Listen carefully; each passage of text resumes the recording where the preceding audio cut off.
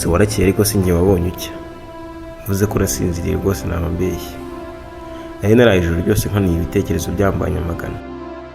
Bigeze nka saa 3 umupolisi yaje kundeba njyana mu biro bye ngo ntangire gukorwaho iperereza. Bambaza ibibazo byose byerekeye ubujura n'ibyabaye mu ijoro ryashize, ariko byose nsubiza ko ntabyo nzi. Abonye nta gisubizo kizima muhaye, yafashe umwanzuro w'uko bagomba kujya gushakisha amakuru aho twari twafatiwe, bakamenya bari bahatuye abariho nuko bari babayeho.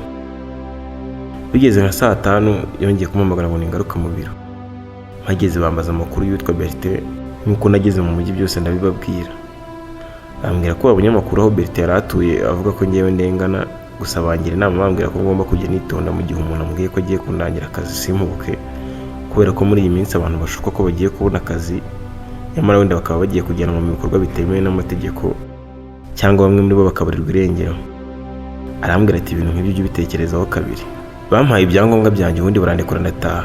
Nari mfite udufaranga duke mu ikofi nari nitwaje, uretse ko tutari kongeza iwacu mu rugo neza. Ariko n'ubundi nta yandi mahitamo nari mfite usibye gutaha, kubera ko nta mwene wacu nagiraga i Kigali.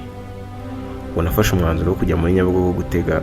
Ngezeyo nsanga hari abagenzi benshi kubona imodoka bigoye. Ngishakisha iranyura iwacu haza umugabo ambaza aho ngenda, hamubwira ambwira ko hasigaye imodoka imwe yonyine ijyayo, ko kandi nayo amatike yayo yashize.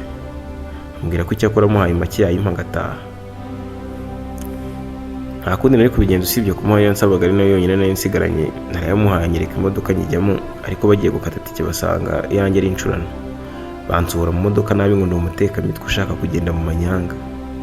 Nayobewe uko mbigenza, kandi ubu nta na telefone nagiraga ngo wenda hari nahamagara umuntu akayanyoherereza.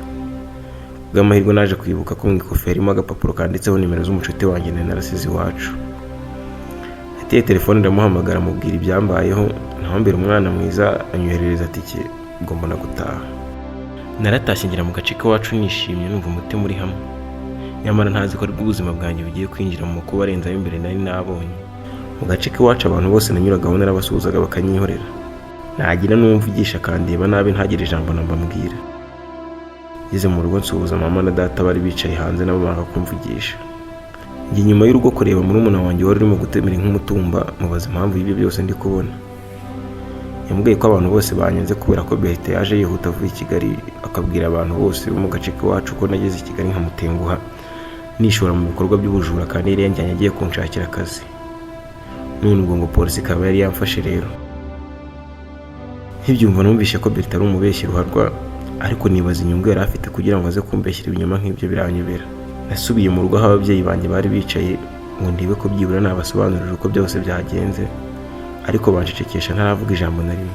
Data ambwira ko nta kintu na kimwe mu byo mvuga akeneye kumva, ko ahubwo ashaka kumbona ndimo gusohoka mu rugo rwe, ko kandi ntemerewe guhirahira nyiriho naka icumbi kubera ko bose ibyanjye babimenye.